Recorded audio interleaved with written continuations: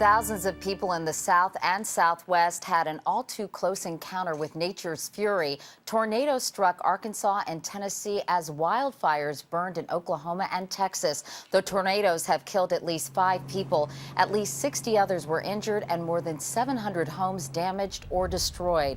Meanwhile, the wildfires have killed 3 people, injured at least 49 others, and destroyed more than 100 homes. Officials say one fire that burned dozens of homes near Oklahoma City was arson. We have 2 reports tonight. Don Teague is covering the fires in Oklahoma, but we begin with Kelly Cobiella in Mena, Arkansas. And Kelly, I saw one woman out there quoted as saying the tornado popped up out of nowhere. That's what it was like here last night, Katie, from what we have heard. The tornado moved through this town of Mena with such speed and force that it brought down massive old trees like this one, and many people really didn't have time to look for a safe place other than in their own homes. 3 people dead here, including the man who lived in this home behind me, all victims of a violent band of weather still spawning tornadoes today. This is dangerous, friends. It was lunchtime in Murfreesboro, Tennessee, when people heard the sirens.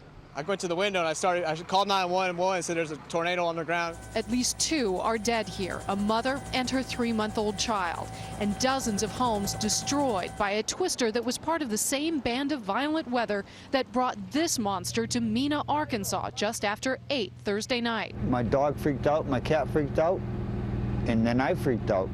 The tornado cut a path a quarter-mile wide straight through the heart of town, hitting the courthouse, city hall, a school, knocking out the 911 system, and block after block of homes. And it was trying to pull the door open on the storm cellar, and I was holding on to it, just shaking, trying to keep us from getting sucked out of the storm cellar.